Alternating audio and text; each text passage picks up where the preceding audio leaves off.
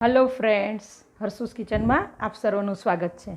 આજે આપણે બનાવવા જઈ રહ્યા છીએ આદુ, લસણ અને કેરીનું અથાણું। તો આપણે બનાવવાની શરૂઆત કરીએ। પેનની અંદર 1 ચમચી તેલ રેડીશું।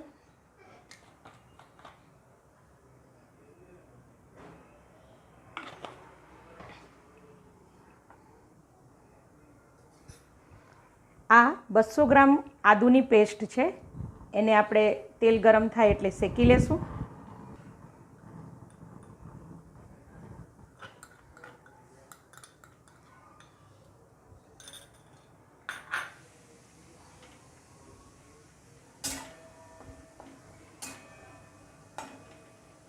પહેલાં ફાસ્ટ ગેસ રાખવાનો અને પછી એકદમ ધીમા તાપે એને થોડું ગુલાબી કલરનું થાય ત્યાં સુધી આપણે એને શેકી લઈએ।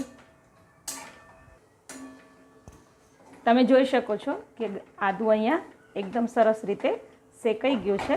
હવે આ જ રીતે આપણે લસણની જે પેસ્ટ છે એને પણ શેકી લઈએ। એ પણ મેં 200 ગ્રામ લસણ લીધું છે। આને આપણે એક બાઉલમાં શિફ્ટ કરી દઈએ। પહેલાં ફરી આપણે 1 ચમચી જેટલું તેલ ગરમ થાય એટલે લસણની પેસ્ટ નાખશું।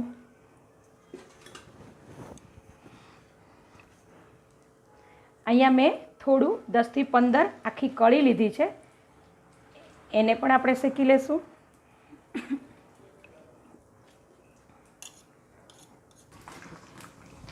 આ લસણની કળી અંદર સતડાઈ છે ત્યારે જ આપણે લસણની પેસ્ટ પણ અંદર એડ કરી દઈશું। આ પણ મેં 200 ગ્રામ જેટલા લસણ લીધું છે, એટલે કે જેટલું આદું હોય એટલું જ એની સામે આપણે લસણ પણ લઈએ છીએ। સારી રીતે શેકી લઈએ।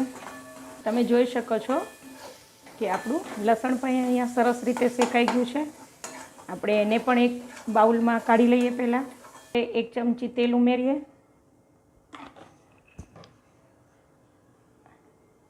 આપણે કેરીની અંદર લેશું। આ મેં 300 ગ્રામ કેરી લીધી છે। 200 ગ્રામ આદુ, 200 ગ્રામ લસણ અને 300 ગ્રામ કેરી, એને પણ આપણે શેકીએ।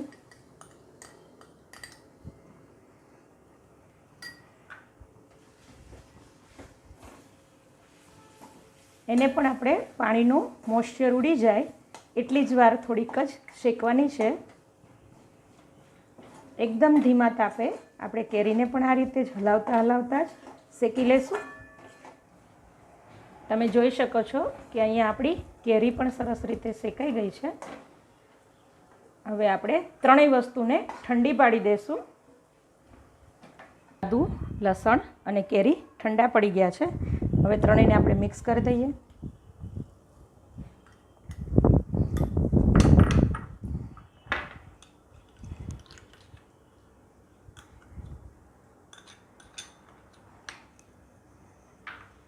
એકદમ સારી રીતે એને હલાવી લઈશું।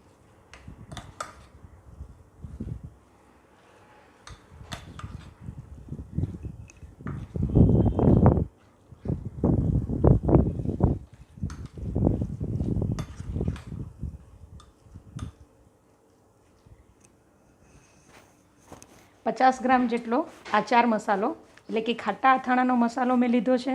આ મારો ઘરનો બનાવેલો છે, તમે તૈયાર મસાલાનો પણ યુઝ કરી શકો છો।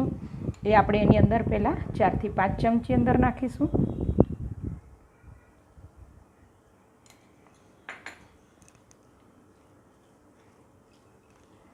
એકદમ સારી રીતે એને મિક્સ કરીએ। મસાલો આપણે વધતા ઓછા પ્રમાણમાં કરી શકીએ।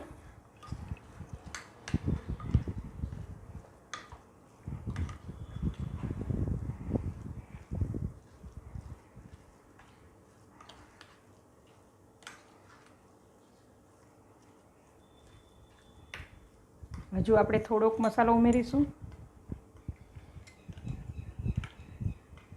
એટલે લગભગ આ 50 ગ્રામ મસાલો છે।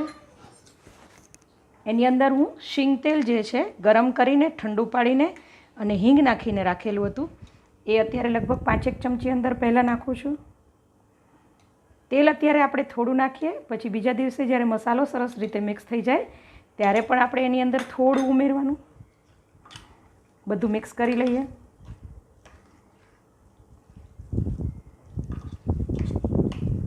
આની અંદર તમે કેરી, આપણે જે કેરી, લસણ અને જે મિક્સ કરીએ એમાં લસણની જે કળી છે એનાથી ટેસ્ટ અને દેખાવ પણ એકદમ અથાણાનો સરસ લાગે છે.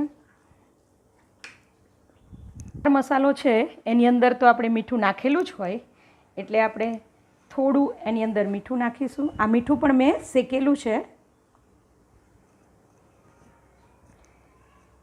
અને 2 ચમચી જેટલું કાશ્મીરી મરચું, ફરીથી ઉપર એની અંદર 2 ચમચી તેલ અને બધી જ વસ્તુને આપણે સારી રીતે મિક્સ કરી લઈએ. આ અથાણું તમે આખું વરસ પણ રાખી શકો છો, પણ એને આપણે ફ્રીજમાં સ્ટોર કરવું પડે છે.